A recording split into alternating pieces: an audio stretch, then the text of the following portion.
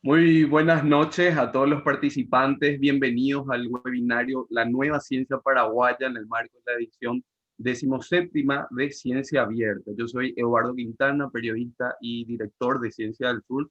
Hoy continuamos también y bueno, clausuramos ya el ciclo que inició el martes pasado, que continuó ayer y que pretende por sobre todas las cosas compartir con nuestra audiencia los trabajos, ideas y visiones de diferentes ganadores de premios de ciencia y tecnología. Esta noche nos acompañan los ganadores del Premio Nacional de Ciencia 2020, que lo obtuvieron por un trabajo destacado en electrónica de potencia. Ellos son Raúl Gregor, Magno Ayala y Osvaldo González, la mitad del grupo ahora que están con nosotros. ¿Cómo están, queridos investigadores? Muy bien, muchas gracias Eduardo por la invitación y un gusto para nosotros poder transmitir un poquitito el logro que se consiguió dentro de lo que es el Premio Nacional de Ciencia. Igual, Perfecto. mucho gusto también. Osvaldo, Magno, Sí, buenas tardes Eduardo, muchas gracias por este espacio. Sí, muchas no, por gracias. favor, se lo merecen. Bueno, también nos acompaña, a pesar de la diferencia horaria y de un nuevo trabajo en Cambridge, la doctora Fabiola Román Maldonado. Ella es bióloga y editora general científica de Ciencia del Sur. ¿Cómo está, Fabiola? Saludos, Eduardo, ¿cómo están? Muy buenas noches a los expositores y a los que nos ven por las redes sociales. Felicitaciones por haber obtenido el Premio Nacional de Ciencia a los que nos acompañan esta noche. Estamos todos muy contentos que vamos a poder conversar un poco con ellos. Debemos recordar que el Premio Nacional de Ciencias es el máximo galardón que pueden obtener los investigadores de Paraguay. Nació a inicios de los 90 y fue otorgado por primera vez en el año 1992 a la doctora Branislava Susnik, que es antropóloga y etnohistoriadora, que aportó enormemente a las ciencias sociales y humanidades de nuestro país. Este año 2020 se recordaban los 100 años de su nacimiento y también la celebración en Ciencia del Sur con unos artículos y un webinar. El Premio Nacional de Ciencias fue ganado por diferentes científicos paraguayos, entre ellos dos colaboradores nuestros, el doctor Antonio Cubilla y el doctor Benjamín Barán. Se entrega cada 2 años y está dotado actualmente de 50 salarios mínimos y pueden competir investigadoras e investigadores de todas las áreas del conocimiento. En cienciadelsur.com pueden encontrar la lista de todos los ganadores y ganadoras de diferentes años con sus respectivos temas. Así que para nosotros es un privilegio contar con estos invitados de quienes vamos a conocer el aporte que realizaron al conocimiento. Bueno, así es, Fabiola. Vamos a hablar extensamente con ellos. Les pido a toda la gente que se queden porque va a estar interesante el tema, ¿no? Pero antes quiero también agradecer a quienes nos están viendo, como dijiste bien, en las redes sociales. No somos nada sin nuestra leal y fiel audiencia que nos sigue tanto en nuestro portal como en las diversas plataformas, sobre todo este año diferente que hicimos casi todas nuestras actividades online. Y bueno, por ello a ellos nos debemos. Fabiola, también es importante comentar que además de los ganadores que hoy nos acompañan, los ganadores del Premio Nacional de Ciencia, se otorgaron también menciones de honor. Fue el año más competitivo de esta competencia, vale la redundancia, porque se presentaron 98 propuestas, 98 candidaturas de todas las áreas del conocimiento científico. El jurado estuvo compuesto por el ingeniero Luis Fernando Meyer, el doctor Francisco Santa Cruz, el doctor Esteban Ferro, la doctora Magdalena Rivarola y también la doctora Fátima Mereles. Sí, se otorgaron 5 menciones en total a trabajos de varias áreas. Y las 5 menciones fueron algoritmo de desfragmentación de espectros de redes ópticas elásticas de Sergio Fernández, Benjamín Barán y Diego Pinto, distribución del estrés torsional entre las regiones no replicadas y ya replicadas de moléculas parcialmente replicadas de Víctor Martínez, Christian Scherr, Pablo Hernández, Dora Krimer, Jorge Schwarzman y María José Fernández. En tercer lugar, también citamos la evaluación a largo plazo de los incentivos a la capacidad mediante el modelado de la dinámica de inversión en generación en condiciones de irreversibilidad e incertidumbre de Daniel Ríos, Gerardo Blanco y Fernando Olcín. Los bosques importan, es el siguiente, uso de reservatorios de agua por comunidades de mamíferos en paisajes de distancias ganaderas en el Chaco seco paraguayo de Andrea Wenger, Karina Núñez y Fernando Silla. Y por último tenemos también a resistencia variable de líneas de trigo portadoras de translocación 2NS/2AS a pirocularia de Lourdes Cardoso, Alice Chávez, Natalia Bobadilla, Pastor Pérez Estigarribia y Mohan Cole. Bien, muy buenos trabajos sin duda, Fabiola. Muchas gracias por compartirnos también esto. El trabajo ganador lleva por nombre Nuevo Control Predictivo Modulado aplicado a la máquina de inducción de 6 fases y fue firmado por Magno Ayala, Jesús Dovals Gandoy, Jorge Rodas, Osvaldo González, Raúl Gregor y Marco Rivera. Vamos a conocer a 3 de los ganadores que son los que hoy nos acompañan. Magno Ayala es ingeniero electrónico por la Facultad Politécnica de la Universidad Nacional de Asunción, hizo su maestría y su doctorado en Ingeniería Electrónica en la Facultad de Ingeniería también de la UNA, es docente investigador junior de la FIUNA, donde enseña Ingeniería Mecatrónica, en la Facultad Politécnica enseña Ingeniería en Energía, mientras que en la Universidad del Cono Sur de las Américas enseña Ingeniería Eléctrica. Es candidato investigador del Programa Nacional de Incentivo a los Investigadores PRONI del Consejo Nacional de Ciencia y Tecnología. Osvaldo González, que es otro de los investigadores que hoy nos acompaña en este webinario, es ingeniero electrónico y máster en Ingeniería Electrónica por la Facultad de Ingeniería de la Universidad Nacional de Asunción, donde actualmente hace su doctorado en la misma rama. Es docente auxiliar en Ingeniería Electrónica de la FIUNA y también enseña en la Universidad del Cono Sur de las Américas. Está categorizado como candidato a investigador del Programa Nacional de Incentivo a los Investigadores PRONI del CONACYT. Por su parte, Raúl Gregor es licenciado en electrónica e ingeniero electrónico por la Universidad Católica Nuestra Señora de la Asunción. Tiene una maestría en electrónica, tratamiento de señal y comunicaciones por la Universidad de Sevilla, España, y también es doctor en electrónica por la misma Universidad Europea. Es docente e investigador de la Universidad Nacional de Asunción y en la Universidad del Cono Sur de las Américas. Además, es investigador internacional en la Universidad de Sevilla. Es editor jefe de la revista International Journal of Photo Energy y está categorizado en el nivel 2 del PRONI del CONACYT. Los 3 forman parte del Laboratorio de Sistemas de Potencia y Control de la Facultad de Ingeniería de la Universidad Nacional de Asunción, que está ubicado en el Centro de Innovación Tecnológica CITEC.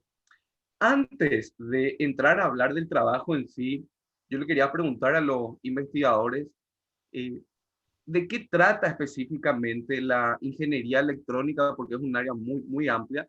Y también quiero que nos cuenten específicamente de qué trata la electrónica de potencia, porque cuál es la situación actualmente de esta ciencia en Paraguay, que en pocos años nosotros conocíamos ya el trabajo del profesor Gregor, hace unos años ya la habíamos entrevistado y él ya estaba comenzando con estas nuevas líneas muy innovadoras para nuestro país. Entonces, ¿cuál es la diferencia primero que estudiamos en ingeniería electrónica y específicamente en electrónica de potencia? Para cualquiera de los dos.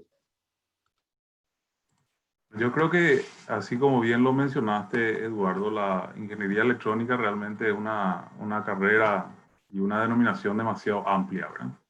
Dentro del área, por ejemplo, de la electrónica o de la ingeniería electrónica, tenemos telecomunicaciones, que siempre la Facultad de Ingeniería en particular se caracterizó por formar egresados especialistas en el área de las telecomunicaciones que finalmente terminan decantándose a nivel laboral en alguna compañía, por ejemplo, de telefonía móvil o inclusive la estatal que antes era, ahora es Copaco, antes tenía otro nombre, no recuerdo ahora. Lantelco. Sí, en síntesis, digamos, la formación es muy amplia, ¿verdad? El ingeniero electrónico también tiene capacidad, por ejemplo, para implementar proyectos en el área de automatismo y control. Tiene capacidad para implementar también proyectos en el área biomédico. Entonces, realmente la formación es demasiado amplia, ¿verdad? Y una de las ramas que se está potenciando desde hace un tiempo a esta parte es la electrónica de potencia, que tiene mucho que ver con los sistemas de generación, por ejemplo, de energía eléctrica a partir de fuentes renovables. Una de las aplicaciones de vuelta a la electrónica de potencia que también es bastante amplia. Y este equipo que ganó el premio realmente tiene una formación bastante buena en esa área, ¿verdad? La parte electrónica de potencia, pero aplicado a los sistemas de conversión de energía y de vuelta eso enfocado al área de las energías renovables en particular. Entonces, realmente la ingeniería electrónica de por sí es bastante amplia. Sin embargo, la especialidad nuestra dentro de lo que es el laboratorio de potencia y control y el perfil que le damos por lo menos a las personas que están desarrollando la tesis de grado con nosotros, es el perfil que tiene que ver más con la parte de conversión energética, sistemas renovables y todo lo que sea la parte de eficiencia energética en particular.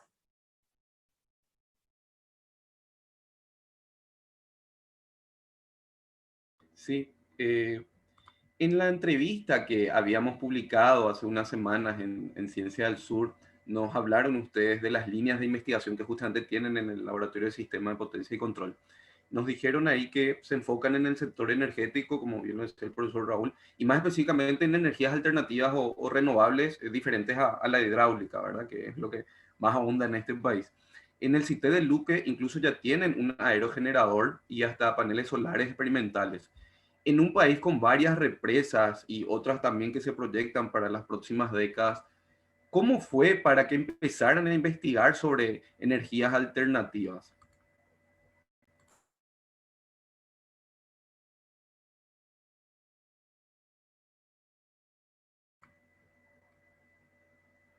A ver, pero no sé si me escuchará, Raúl. Sí, sí. Bueno, en realidad, así como mencionaste, Paraguay es un país productor nato de energía eléctrica, ¿verdad? Y todo lo que sea renovable realmente tiene una difícil competencia con la hidráulica, que también es renovable, por una cuestión de costos, ¿verdad? Producimos tanta energía y tenemos tanto excedente que el costo que nosotros pagamos como consumidores es relativamente bajo, y si miramos a nivel regional, probablemente Paraguay es uno de los países que paga, digamos, una tarifa más baja por kilowatt hora consumida, ¿verdad? Entonces, evidentemente la inserción de las renovables, ya sea la solar fotovoltaica o la eólica, es realmente complicado por el momento, ¿verdad? No obstante, hay un escenario tendencial que se está manejando que más o menos establece que allá por el año 2035, otros estudios dicen 2040, y algunos son un poquitito más pesimistas inclusive, que muestran que así como estamos nosotros consumiendo, digamos, de manera acelerada la disponibilidad que tenemos, más o menos para ese plazo que yo había comentado, estaríamos en una curva de equilibrio donde la demanda va a llegar a ser tal que la capacidad que nos pueda, digamos, suministrar en términos de energía eléctrica las grandes hidroeléctricas, ¿verdad? Entonces ahí estaríamos ante un escenario un poquitito complejo, donde probablemente el costo de la energía eléctrica vaya encareciéndose cada vez más, y lo que tengamos que hacer se enfoque en lo que es la eficiencia energética, o sea, no solamente producir y consumir, sino que producir y consumir bien, eficientemente.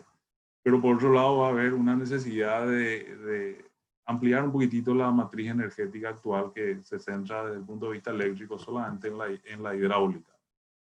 Y ahí es donde un poquitito entra el enfoque de la Facultad de Ingeniería en ese sentido, de ir buscando un poquitito algunas fuentes de generación que sean alternativas a la hidráulica, sin una visión de reemplazo, evidentemente, ¿verdad? Porque sería utópico pensar de que el día de mañana vamos a cambiar nuestra hidroeléctrica y vamos a implementar, por ejemplo, la solar fotovoltaica o la eólica a gran escala. No, la idea sería complementar la matriz energética, generar energía eléctrica a partir de otras fuentes renovables diferentes a la hidráulica, y poder interconectar esas fuentes bajo un concepto que hoy en día se conoce como generación distribuida, y que los muchachos van a poder explicar de manera acertada, porque realmente ellos están trabajando en ese contexto. Entonces, a grosso modo, esa es la visión. de la Facultad de Ingeniería, que fue teniendo desde hace más o menos 10 años atrás, tomando en cuenta escenarios tendenciales de que en un futuro próximo podríamos eventualmente necesitar diversificar un poquitito más la matriz energética actual. Perfecto, perfecto. Bueno, ahora quiero que hablemos del trabajo ganador. Cuando decimos nuevo control predictivo modulado aplicado a la máquina de inducción de 6 fases, parece muy rimbombante, ¿verdad? Y así lo es. Hablamos en realidad de una contribución genuina al conocimiento. Para que la audiencia que nos está mirando o que va a ver este video en algún momento entienda de qué trata este trabajo que fue ganador del Premio Nacional de Ciencias 2020. Bueno, para que quede más claro, voy a explicar que este trabajo partió de una línea de investigación, el cual comencé con la tesis doctoral, del cual se llegaron a presentar otros trabajos también, justamente relacionados al tema principal de esa tesis.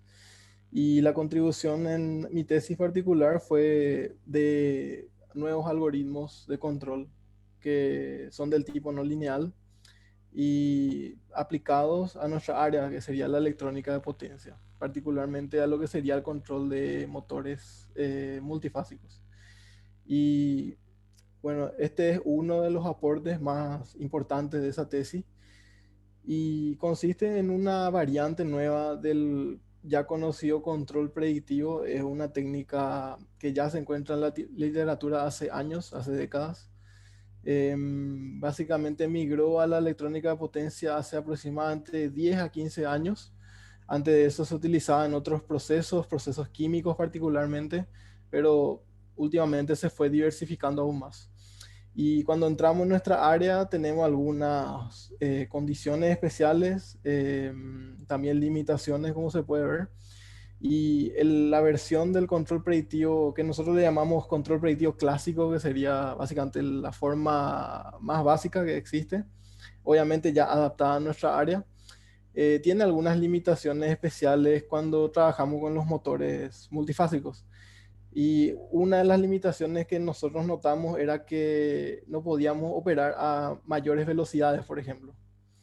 Y habían otras limitaciones más, pero esa creo que es la más evidente, la que a simple vista se puede notar. Y bueno, yo estuve realizando, obviamente, variantes, estuve diseñando técnicas. Esta no es la única que diseñé, pero es una de las últimas. Y esta fue la que mejor funcionó a mayores velocidades e incluso a baja velocidad funcionó bastante bien. Llegamos hasta el punto de superar la velocidad nominal del motor sin darnos cuenta y aún así funcionaba muy bien. Entonces, ese es el aporte principal. Esta técnica tiene un rango más amplio que la versión clásica y tiene comportamientos bastante buenos, especialmente a esas velocidades. Sí, Magno, ¿será que podrías explicar a la audiencia a qué se refieren cuando hablan de multifásico, por ejemplo? Porque tenemos una audiencia de un rango amplio de edades, te voy a decir, y hay gente de colegio, hay gente que no es del área. Entonces, para que tengan una idea a qué se refieren cuando hablan de multifásico o 6 fases, por ejemplo, que es el título del trabajo. Bueno, las máquinas multifásicas o el término multifásico tiene por definición números de fases mayor a 3. En algunos casos los españoles le dicen polifásico, que es básicamente su sinónimo. Normalmente nosotros, los que trabajamos en el área eléctrica y también la gente que no conoce a las máquinas trifásicas, que son lo que existe hoy en día en todas partes, porque nuestro sistema eléctrico es trifásico, por lo menos en casi todo el mundo. Algunos conocerán las monofásicas que utilizan en los hogares probablemente. Y eso es todo, ¿verdad? Hay otros motores especiales por ahí, ¿verdad? Pero esos son los que se les conoce mundanamente. Y las multifásicas son máquinas que son relativamente nuevas en términos de concepto.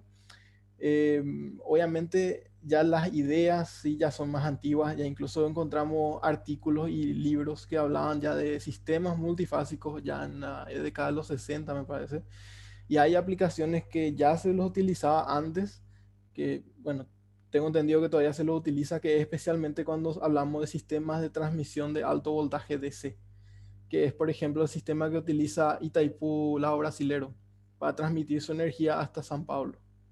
Entonces hay varios ejemplos así, y donde aprovechan de la ventaja de tener más fases para reducir justamente las pérdidas por su construcción misma. En el caso de las multifásicas, si vamos a especificar, como dijimos, que puede ser más de 3 fases, entonces puede ser 4, 5, 6, 7, 8, 9, 12, 13, etcétera. No hay límites, ¿verdad? O sea, eso ya va a depender de la construcción y obviamente de la ingeniería detrás. Pero la más popular de todas es la de 6 fases. Y no es obviamente una coincidencia que sea múltiplo de 3. Tiene obviamente algunas características que lo hacen interesante. Especialmente la que nosotros utilizamos más, que es la asimétrica. Porque está la asimétrica también. La asimétrica la utilizamos más porque es la máquina que tenemos disponible en el laboratorio. Justamente este año tenemos ya disponible otra máquina también, ¿verdad? Que es simétrica. Pero la asimétrica es de las más populares porque tiene características interesantes. Más o menos mantiene algunas características propias de la trifásica, pero tiene como características nuevas también, que obviamente aparecen gracias a tener 6 fases. Y cada fase básicamente es como una entrada eléctrica, ¿verdad? Para los que no tienen idea de qué es una fase, ¿verdad? Es básicamente una entrada eléctrica o el cable vivo, como se le dice. En una casa tenemos una fase o 3 generalmente, 2 en algunos países como Argentina, Canadá, etcétera. Pero normalmente uno tiene 1 o 3 fases en la casa, ¿verdad? Y este sería básicamente 6, ¿verdad? Por ejemplo, tendría 6 entradas que para los que le da curiosidad, entonces, ¿cómo si alimentamos 6 fases con solamente un sistema de 3 fases, ¿verdad? Y ahí es donde entra la electrónica de potencia, porque podemos tener ya esa flexibilidad de manejar más número de fases y otras características que también incluye la electrónica de potencia. Excelente. Creo que queda mucho más claro con tu explicación. Y una de las preguntas que se suelen hacer, ¿verdad? Esta para los tres, digo, ¿verdad? La gente en general se pregunta sobre las implicancias que tiene el trabajo, las implicancias directas. ¿Cuáles serían en este caso que tienen ya implicancias directas que tienen ahora o que tendrán en un futuro en la parte de la industria energética, por ejemplo, en áreas como la industria energética? Ok, complementando lo que dijeron el doctor Gregor y el doctor Magno Ayala, como mencionó justamente el doctor Raúl, el concepto de generación distribuida. Justamente allí encontramos aplicaciones directas de este tipo de sistemas, porque en realidad lo que se busca es descentralizar hoy en día la energía producida por las represas hidroeléctricas que tenemos. Y ese es justamente el concepto de generación distribuida, que es producir energía eléctrica a partir de fuentes de energías renovables que se encuentren justamente cerca del punto de consumo. ¿Está bien? Cuando menciono punto de consumo me refiero a los hogares, industrias, edificios. Entonces allí justamente podemos encontrar este tipo de sistemas multifásicos que, como mencionó Magno, ¿verdad? Son dependiendo de la aplicación que le vamos a dar. Por ejemplo, en el laboratorio de CITEC, en el campus de CITEC, perdón, tenemos el aerogenerador, donde justamente tenemos un generador de inducción, un generador de imanes permanente, perdón, montado en el aerogenerador de CITEC. Y la idea justamente de esto es comparar ese sistema con el sistema multifásico. El sistema que está montado en el aerogenerador que tenemos en CITEC es justamente un sistema trifásico. Y lo que nosotros queremos hacer es justamente una comparativa entre este sistema trifásico y un sistema multifásico, que como mencionó el compañero Magno, son sistemas con más de 3 fases, y mostrar justamente el estudio de eficiencia de ambos sistemas. Además, Hoy en día existen aplicaciones como vehículos eléctricos, podemos encontrar, eh, o también aplicaciones de elevadores, por ejemplo, ascensores, ¿verdad? De alta velocidad, donde se utilizan este tipo de motores con más de 3 fases. La idea justamente de utilizar este tipo de sistema es porque presenta una cierta robustez justamente cuando se presentan fallas en el sistema. Una de ellas podría ser, por ejemplo, la ausencia de una de las fases. Entonces, con un algoritmo de control, como mencionó el doctor Magno Ayala, se puede reacondicionar esto sin necesidad de tocar el hardware. Entonces, nosotros podemos hacer que el sistema siga funcionando en la ausencia de una de las fases. Entiendo. Y sé que ya tocaron una respuesta anterior, pero ¿será que pueden extender un poco más sobre y hablarnos sobre la innovación del trabajo, ya que esto nunca se había planteado en la literatura científica? Bueno, sobre este artículo particular, como había dicho, es una variante nueva del control predictivo. El control predictivo ya está presentado. Incluso hay variantes de él mismo también presentado en la literatura, algunos por nuestra autoría, otros por autores, bueno, algunos colegas nuestros, otros no conocidos.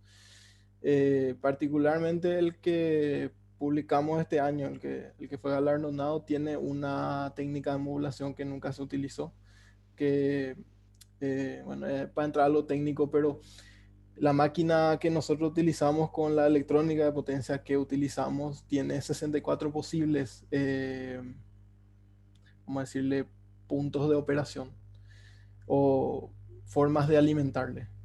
Y de esos 64 no hay más, ¿verdad? Entonces es un número finito. Eso tiene sus ventajas y desventajas justamente.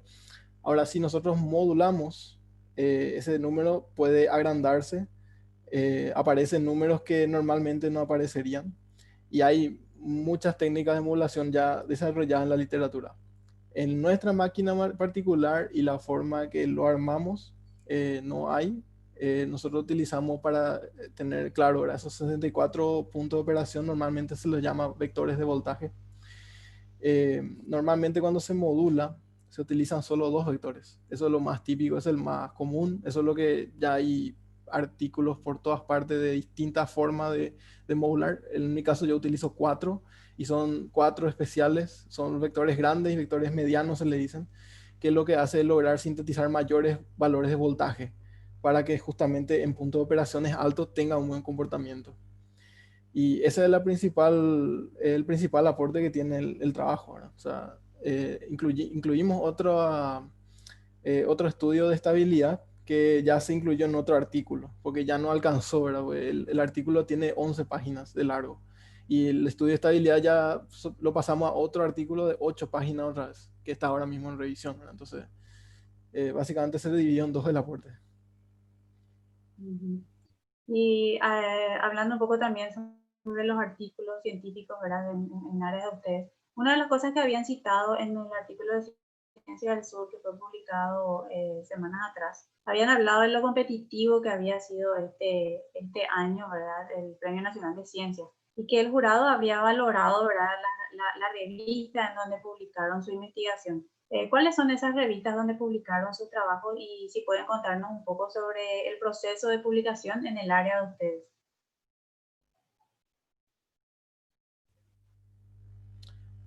Bueno, para hacerlo bien simple, voy a separar en dos tipos de artículos. En realidad hay más tipos, ¿verdad? Pero creo que los dos principales son artículos de conferencias internacionales y artículos de revistas internacionales o revistas de alto impacto, como se le dice. Hay también nacionales, obviamente. Yo estoy generalizando nada más para simplificar todo.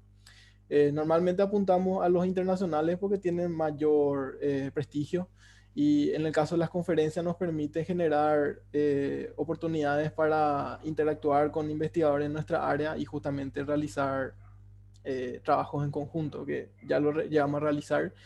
Incluso Osvaldo y yo realizamos estancias, bueno, el doctor Gregor también, ¿verdad? Hicimos estancias científicas y también investigadores de otros países que vinieron a trabajar con nosotros en nuestro laboratorio. Entonces, ese es principalmente El objetivo en las conferencias, publicamos ahí trabajos o generalmente ideas que ya estamos realizando o principios de las investigaciones en esas conferencias.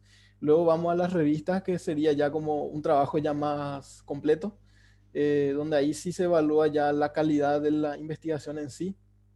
Normalmente para cuantificarlo se utiliza el factor de impacto, que es un número definido para darle realce a la revista. Está relacionado al número de citas y otros parámetros. Nosotros tratamos siempre de apuntar a las mejores revistas en nuestra área, obviamente, y la que fue premiada se publicó en la revista Transaction Industrial Electronics, que eh, es una de las revistas más importantes del área electrónica de potencia en el mundo. Y prácticamente un año tomó para que se apruebe esa publicación, ¿no? O sea, casi bueno, 11 meses y algunos días, ¿verdad? Tomó, desde la primera revisión hasta la última, porque es una revista muy exigente, tiene muchos revisores, siempre anónimos, que obviamente te tiran de todo, ¿verdad? Preguntas, reclamos, exigencia de nuevos resultados o resultados que no tienen sentido o dudas que le generaron, y tenemos que ir aclarando, obviamente preguntando, sacando nuevos resultados, y todo ese proceso tomó un año entero, eh, pero valió la pena porque es, como dije, una de las revistas con más prestigio. El factor de impacto de esta revista es 7,5 y es considerada el primer cuartil, que entre las mejores revistas de cada área en el mundo. Tenemos otros artículos también publicados, por ejemplo, en la Transaction Power Electronics, que el año pasado su factor de impacto era 7,2, este año creo que bajó a 6,3, no sé por qué. Supongo que el número de citas se redujo con la cuarentena ahora. Y hay otras revistas del Xavier, ISA Transactions, por ejemplo, que se publicó también de 4,3. Son algunas de las que presentamos también en el Premio Nacional de Ciencias. Pero bueno, supusimos que ganamos con la de mayor impacto, ¿verdad? Y ahí, perdón, me gustaría acotar un poquitito un tema importante para la audiencia, y es que en realidad las publicaciones se constituyen siempre desde el punto de vista científico como una especie de validación, digamos, del trabajo que hacen los investigadores, ¿verdad?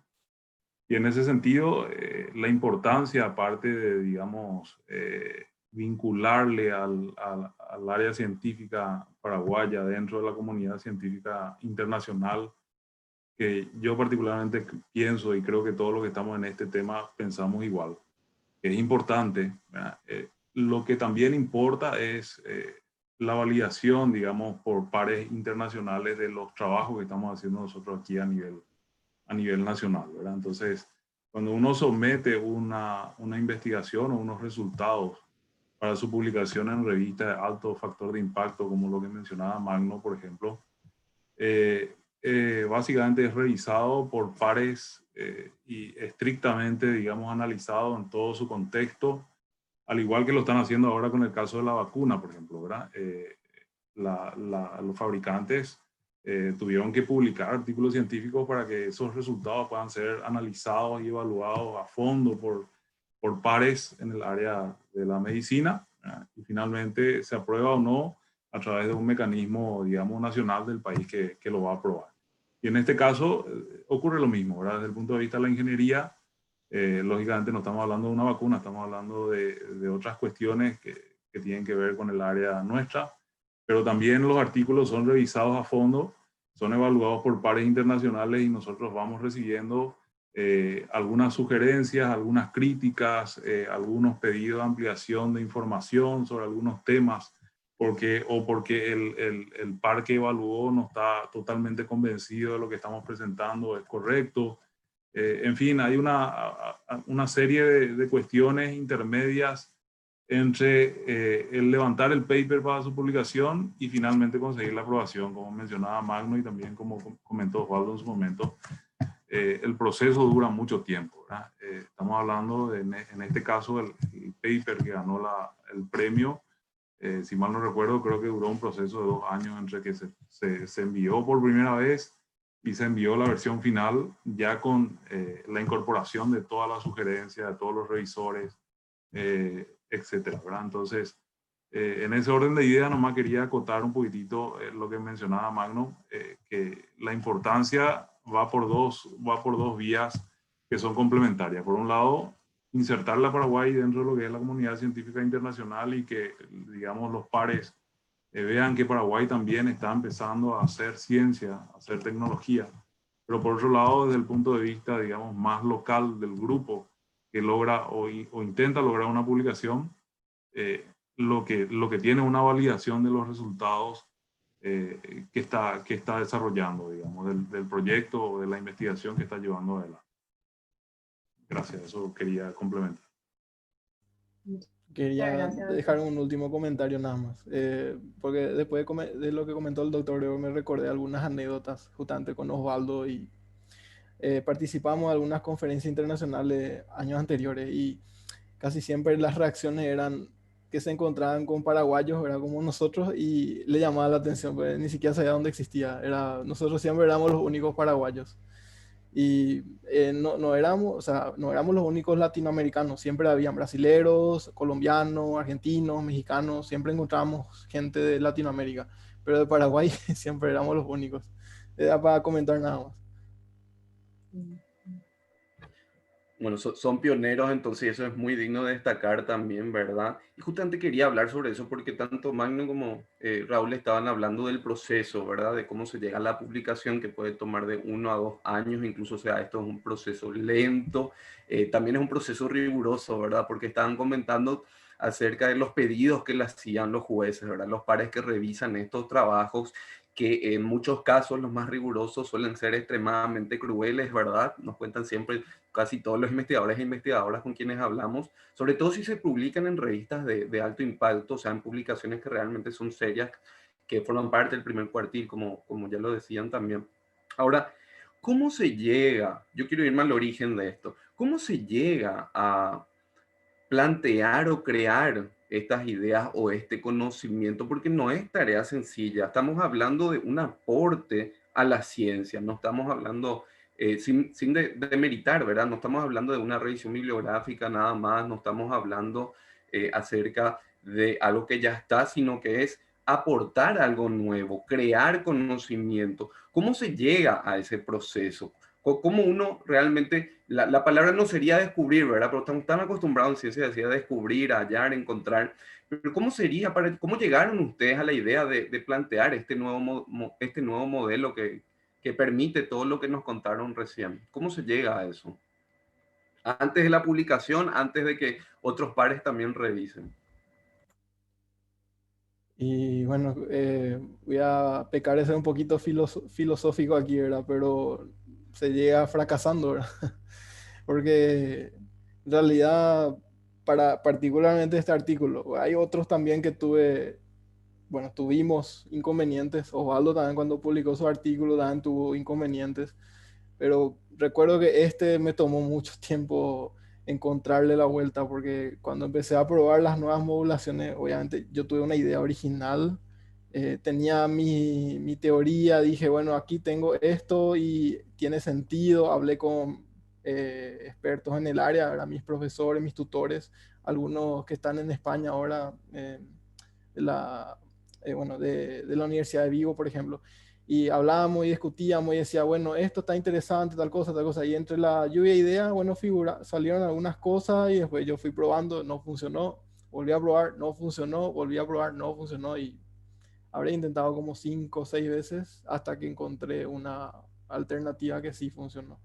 Entonces fue mucho de fracasar también, de probar hasta encontrar, porque hacer algo nuevo es demasiado difícil. Especialmente porque casi todo ya está hecho como se dice, pero bueno, siempre hay algo nuevo que se le puede incluir y fracasando es la única forma de llegar al éxito, curiosamente. Perfecto. También quería hablar acerca de que, bueno, aquí están 3 de los 6 investigadores que presentaron este proyecto y que ganaron el Premio Nacional de Ciencia. Cuando hablamos de ciencia, sobre todo la ciencia actual, la ciencia contemporánea, hablamos de ciencia en equipo, la ciencia en grupo, la investigación en grupo. Ya estamos alejados de esta idea de el investigador o el científico encerrado en su mundo que se les vienen las ideas para él solo y bueno, después las da a conocer al mundo. Son 6 personas que colaboraron para este trabajo. ¿Cómo hacen para dividirse las tareas? ¿Cuál es el aporte, por ejemplo, de cada uno? ¿Cómo eso se distribuye? A ver si pueden explicarle un poco a la gente cómo se hace ciencia, en este caso, en electrónica de potencia. ¿Cuál es la función? ¿Cuál sería la función de cada uno? Si tienen los mismos trabajos que hacer, tienen la misma contribución. ¿Cómo hicieron para este específicamente? Bueno, hay varias formas. Voy a centrarme en este, ¿verdad? Voy a aplicar un poquito de los otros casos. Hubieron casos donde la distribución fue prácticamente equitativa. Hicimos casi como hicimos el experimento y las pruebas cada uno, ¿verdad? Y lo incluimos, ¿verdad? Como se hace en el colegio, ¿verdad? Cada uno lleva su parte y después le hace el Frankenstein. Pero normalmente no es el caso. Normalmente uno tiene la idea, uno obviamente el que toma la posta generalmente es el autor principal. En este caso particular, como es aparte de mi tesis doctoral y obviamente yo tengo que hacer los aportes para la tesis, ¿verdad? Bueno, yo tomé la posta de este trabajo, pero cada uno de los coautores contribuyó, ya sea en, por ejemplo, en la parte de los experimentos. Me ayudó el profesor Jesús Doval, ya que él está en Vigo. Él sacó los resultados de la bancada que habíamos calibrado justamente cuando yo estuve en Vigo. Osvaldo, ¿verdad? Principalmente me ayudó también cuando estábamos trabajando en la lluvia de ideas, ¿verdad? Y estábamos discutiendo cómo podíamos mejorar las modulaciones. También discutiendo con el profesor Jorge, con el profesor Gregor también, porque eh, la lluvia de ideas no funcionó, ¿verdad? Teníamos la idea y en los rebotes generábamos algo nuevo y ahí íbamos probando. Y después la distribución fue creo que un poco más equitativa cuando ya fuimos redactando el artículo. Obviamente siendo el autor principal yo tenía más responsabilidad y obviamente tuve que redactar más parte, pero la redacción ya se fue distribuyendo de forma más equilibrada y luego también las propias revisiones, porque hacemos también revisiones entre nosotros antes de enviar la revista, porque como ya lo habías dicho, ¿verdad? Los revisores pueden ser muy crueles y a veces por encontrar una figura que no está bien dimensionada probablemente ya te rechaza sin previo aviso, ¿verdad? Entonces hacemos la revisión primero entre nosotros y ahí cada uno revisa otra vez punto por punto y obviamente da su aporte de ese lado también.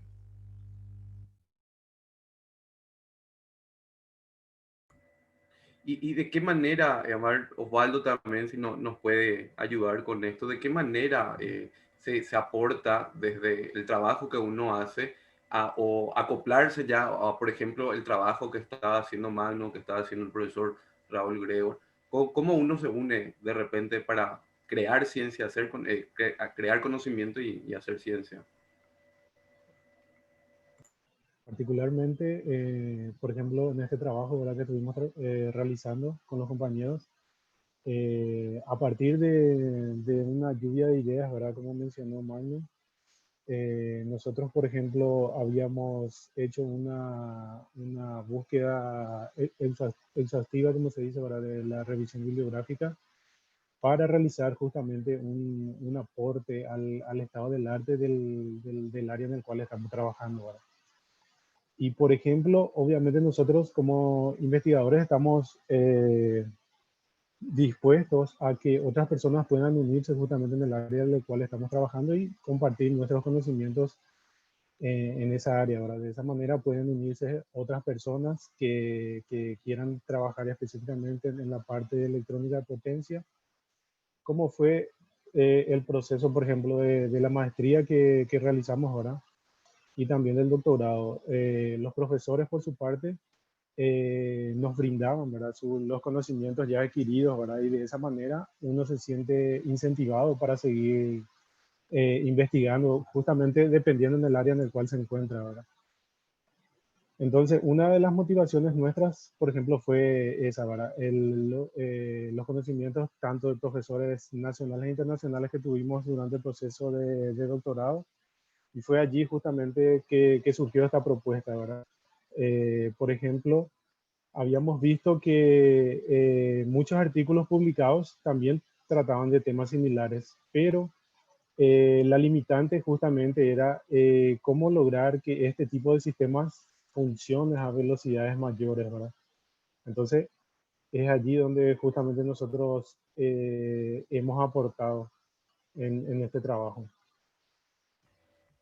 Magno, fuiste o sos el primer doctor en ingeniería electrónica que tiene la Universidad Nacional de Asunción, justamente este programa de posgrado que nos hablaba Osvaldo, maestría y doctorado, del cual él también participa. ¿Cómo se llega a plantear un posgrado en ingeniería electrónica en Paraguay, siendo que todavía no tenemos mucha tradición en esta área de la ciencia? ¿Quiénes fueron los profesores? ¿Son todos paraguayos? ¿Hay también profesores internacionales? ¿Cómo se llega a tener este posgrado del cual vos sos el primer doctor? Bueno, justamente el doctor Gregor es el coordinador del doctorado y también lo fue de la maestría. Él fue el pionero, ¿verdad? Él, cuando vino y trajo las ideas de España y de a poco fue armando justamente todo esto, todas estas líneas de investigación y lo que es hoy en día el laboratorio que tenemos. Eh, del caso de los profesores, bueno, tanto en la maestría como en el doctorado tuvimos varios profesores paraguayos, especialmente en la maestría. En el doctorado hubo más extranjeros. Y estos programas fueron financiados por el programa Prociencia de CONACYT para eh, la financiación de posgrados de investigación. Y bueno, en particular en el caso del doctorado tuvimos profesores paraguayos. Bueno, pero salvo el doctor Gregorio y el doctor Jorge Rodas, no hay muchos que se dediquen a la electrónica de potencia. La mayoría eran, o sea, todos eran doctores, pero no eran particularmente del área, nuestra área. Pero habían, como dije, materias también básicas, entonces sí se podían necesitar de justamente profesores, doctores de otras áreas. Y para el lado profesional se trajeron a profesores extranjeros, algunos, para citar, ¿verdad? Vino uno que es de Brasil, el profesor Piñeiro, el profesor Busada de Argentina, el profesor Doval, que es también mi tutor, y el profesor Yepes de la Universidad de Vigo, el profesor Barrero, que es de la Universidad de Sevilla, de España también, el profesor Patrick Wheeler de la Universidad de Nottingham, de Inglaterra, eh, y los profesores Marco Rivera y el profesor Muñoz de la Universidad de Talca en Chile. Entonces tuvimos una variedad de profesores extranjeros. La mayoría habla español. El profesor, me olvido del profesor Maruf de la Escuela Técnica Superior de Canadá, ¿verdad? Si ve el video se va a enojar, ¿verdad? Entonces por suerte le menciono a última hora. Eh, Todos hablaban español, excepto el profesor Wheeler, que viene de Inglaterra, hablaban inglés, pero bueno, era un requisito lo saber inglés para empezar el doctorado, entonces. Y teníamos un plantel rico de profesores, toditos expertos en el área de electrónica de potencia, entonces nos sacamos el jugo todo lo que pudimos, le preguntamos todo lo que podíamos. Y con algunos incluso todavía establecemos contactos, ¿verdad? Porque son tutores nuestros y trabajamos a distancia. ¿Y cómo está planteado el doctorado y la maestría primero y después el doctorado? ¿Son clases presenciales? ¿Tienen trabajos de laboratorio? ¿Cómo hacen? A ver, Osvaldo, Magnus, si nos pueden explicar un poco cuántos años dura la maestría, cuántos años dura el doctorado, cómo es el día a día de un estudiante que tiene esta beca del CONACYT. Sí, justamente como mencionó Magno, la maestría fue financiada por CONACYT, ¿verdad? Pues dentro del programa Prociencia. Y las clases estaban destinadas de lunes a viernes, ¿verdad? De 8 a 12 de la mañana, que eran clases teóricas, y la parte práctica que comenzaba a partir de la 1 de la tarde hasta las 4 más o menos. O sea que la dedicación, podemos decirle que era exclusiva justamente. Uno de los requisitos para este tipo de postulaciones era dedicación exclusiva justamente. Por la mañana teníamos clases y por la tarde hacíamos justamente investigación en cada uno en su área, ¿verdad? Y, por ejemplo, la maestría tuvo un periodo de 2 años, mientras que el programa de doctorado tiene un periodo de 4 años. Como la maestría justamente, o sea, perdón, el doctorado es una continuación de la maestría que tuvimos. algunas materias pudimos homologarlo justamente en el programa de doctorado, que fueron las materias iniciales que tuvimos. Luego para el ciclo profesional, sí, tuvimos de vuelta, tuvimos que dar justamente más materias con los profesores que mencionó justamente Magno. Entonces, básicamente, durante ese periodo nosotros prácticamente estábamos de lunes a viernes, incluyendo fines de semana desde nuestras casas trabajando en nuestros proyectos de investigación. Básicamente en eso consistía la vida también de un estudiante de maestría y doctorado justamente. ¿Y cuántos son? ¿Cuántos son? ¿Y continúan todos dentro del programa? Sí, continuamos todos dentro del programa. El programa estaba, no por decir limitado a una cierta cantidad de alumnos, pero para el caso de la maestría estuvimos 10 alumnos y para el caso del doctorado justamente quedamos 8 alumnos. También justamente de la misma línea, ¿verdad? De la parte de maestría en electrónica de potencia, también los alumnos que siguieron la maestría, luego con el doctorado también siguieron en la misma línea que estaban trabajando. Pero hay que tener en cuenta que estas postulaciones siempre estuvieron abiertas al público en general, o sea que cualquier persona, ¿verdad? Puede acceder justamente a este tipo de programas. Eso es justamente lo interesante, porque tanto la Facultad de Ingeniería como el CONACYT compartía esta información al público en general para que justamente puedan unirse a un programa de posgrado donde uno quiera incursionar. ¿Y todos tenían que ser ingenieros en electrónica o hubo gente también de otras áreas de la ingeniería o la matemática? Eh, Se recomienda que sea ingeniero electrónico o del área afín.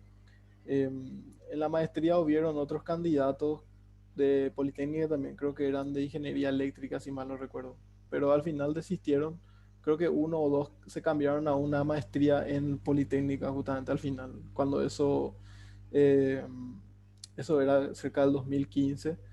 Y lo complicado era, como había dicho Osvaldo, es básicamente 40 horas semanales de dedicación exclusiva y es un gran sacrificio porque no te deja trabajar. Muchos que ya son profesionales, obviamente, ya tienen su trabajo, ya tienen sus ingresos, ¿verdad? Básicamente tener que renunciar a eso. Y particularmente ese fue mi caso, ¿verdad? Yo estaba trabajando ya en la industria, era mi segundo trabajo ya cuando eso, y tuve que renunciar a ese, a mi ingreso para venir a la maestría. Y con así te da una beca, ¿verdad? Pero obviamente no era lo mismo de lo que yo estaba ganando, ¿verdad? Entonces hay que hacer también ese sacrificio. Entonces eso cuesta también a la hora de elegir, ¿verdad? O sea, es básicamente hay que despojarse de algo justamente para seguir. Sí.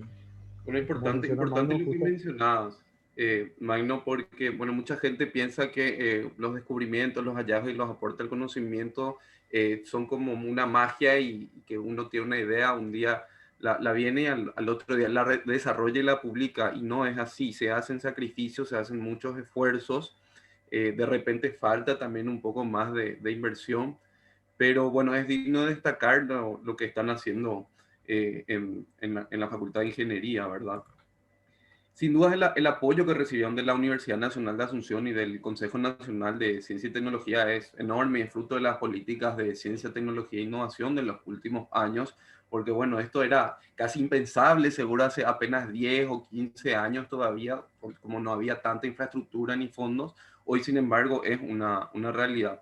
Es, Estamos hablando, ustedes son investigadores del PRONI, algunos de los trabajos de investigación fueron financiados por el CONACYT, por el programa Prociencia, al igual que el programa de posgrado en ingeniería electrónica del que hablaron.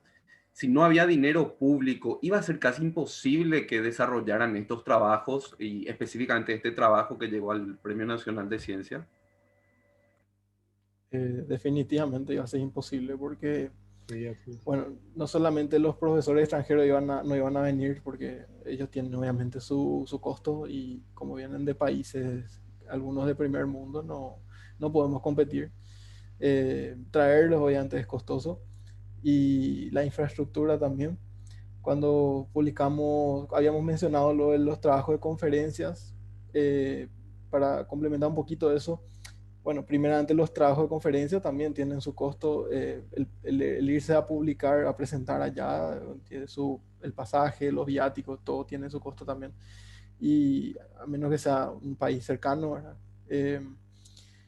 También hay que tener en cuenta que normalmente cuando nosotros publicamos algo en conferencia, como dijimos que son inicios de alguna investigación que estamos haciendo, generalmente nosotros trabajamos con simulaciones en computadora.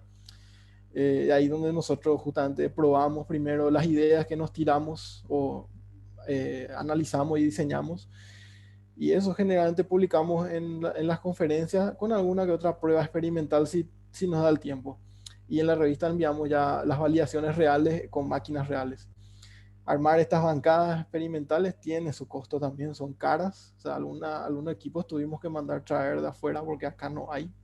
Otros tuvimos que armar nosotros mismos, con también insumos de afuera. Algunos casos sí habían insumos aquí, ¿verdad? Pero igual tienen su costo. Entonces hay bancadas que nos costaron mucho dinero. La mayor parte fue financiado por proyectos de investigación de CONACYT, pero también hicimos inversión propia, ¿verdad? Porque a veces por caja chica básicamente necesitamos comprar cable o componentes rápido, ¿verdad? Y no podemos esperar tampoco a que nos den los fondos. Entonces, en algunos casos nosotros también compramos nuestro propio dinero, pero obviamente el principal porcentaje era de CONACYT, que definitivamente iba a ser imposible sin ellos porque no íbamos a tener forma de armar estos equipos. Está otra vez con nosotros el Y profesor. además de todo, Sí, sí, Fabi, adelante. ¿no? Bueno. Además de todos los gastos que contaron sobre los experimentos, los viajes, también el hecho de publicar en revistas de alto impacto, no sé si pueden contar un poco en su área también los precios, lo que cuesta, ¿verdad? Publicar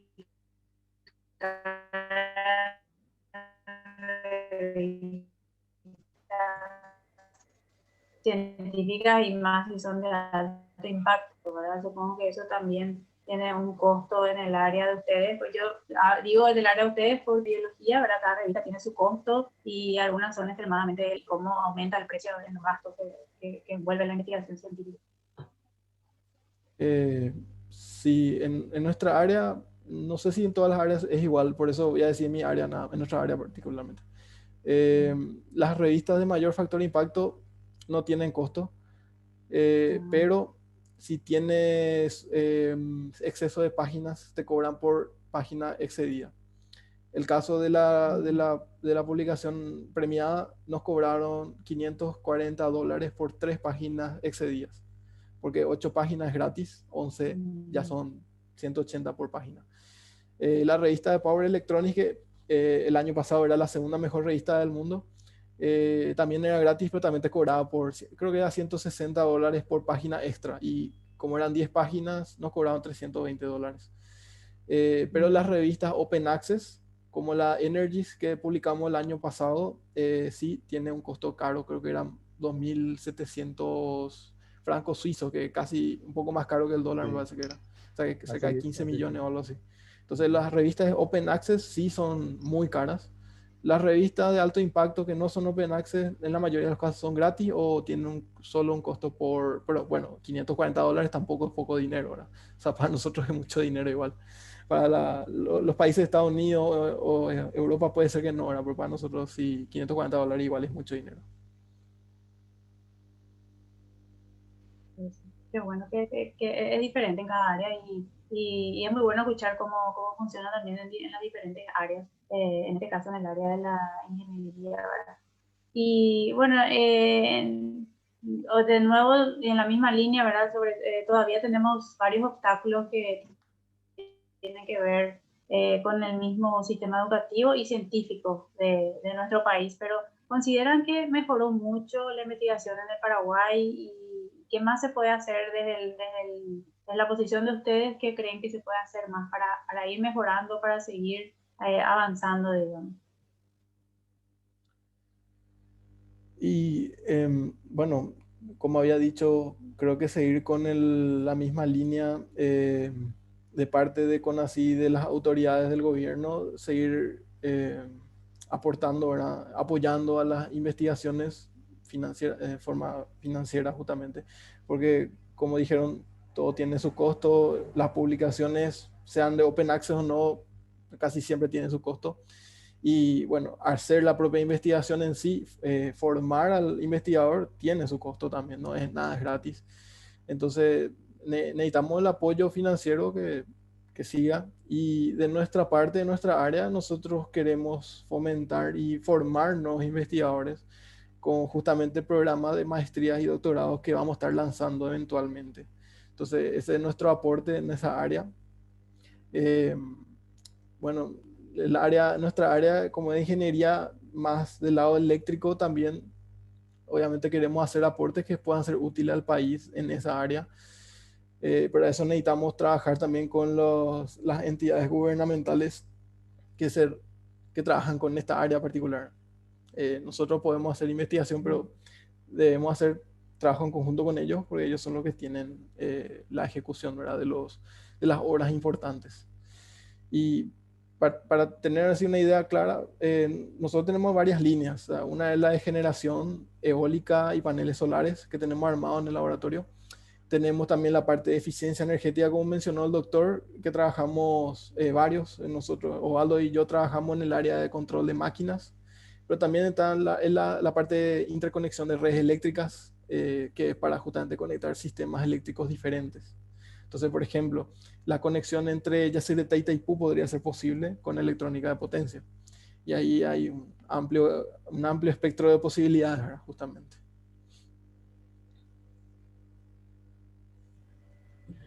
Bueno, Fabi, volvió el doctor Gregor. Yo le quería preguntar justamente a él, pero quiero hacer muchas preguntas en realidad, pero bueno, vamos a centrarnos en, como él es coordinador de este posgrado en ingeniería, en ingeniería electrónica de la Facultad de Ingeniería de la UNA, le quería preguntar cómo fue para armar un posgrado en tan pocos años, con tan poca gente instruida en el área en Paraguay, y con tan pocos fondos, ¿verdad? Porque dentro de muchas limitaciones, a mí lo que me parece más destacable en este proceso es que en tan poco tiempo, Fabiola y también a los investigadores, se llegó incluso a publicaciones en revistas de alto impacto y nada más ni nada menos que al Premio Nacional de Ciencia de Paraguay, que es el máximo galardón que pueden recibir los investigadores en Paraguay. Así que si estás, profesor Gregor, te quería preguntar eso, ¿cómo fue para armar este posgrado y llegar, bueno, a resultados óptimos en tan pocos años? Sí, buenas. Justo estábamos hablando de cuestiones energéticas y bueno, y me tocó un corte de suministro, ¿verdad? Cosas de la vida. Y realmente, Eduardo, lo que preguntás, la respuesta básicamente fue una quijotada la nuestra, ¿verdad? Porque empezamos con la cuestión de postular proyectos de investigación al CONACYT, tuvimos...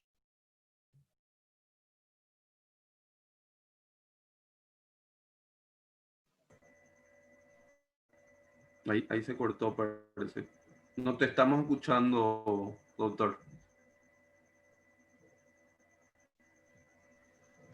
al desarrollo de programas de posgrados nacionales para el fortalecimiento de capital humano y afortunadamente tuvimos la dicha de que el CONACYT nos adjudicó ese programa, entonces pudimos lanzar la primera edición de la maestría en ingeniería electrónica con énfasis en electrónica de potencia. Eso, si mal no recuerdo, acá los muchachos me van a corregir porque fueron alumnos de ese programa, pero creo que fue en el 2015 el inicio de ese programa de maestría, ¿verdad?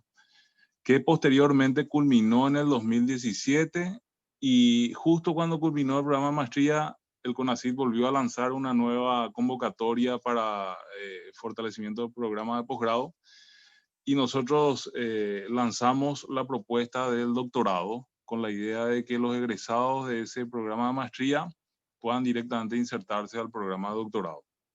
Y fue también, digamos, un golpe de suerte, por llamarlo de alguna manera, la adjudicación de ese programa de doctorado, que es el primero propiamente dicho, dentro de lo que es la parte de doctorado en la Facultad de Ingeniería. Y bueno, y fuimos adjudicados con el programa y la mayor parte de los alumnos egresados de ese programa de maestría se vincularon al programa de doctorado.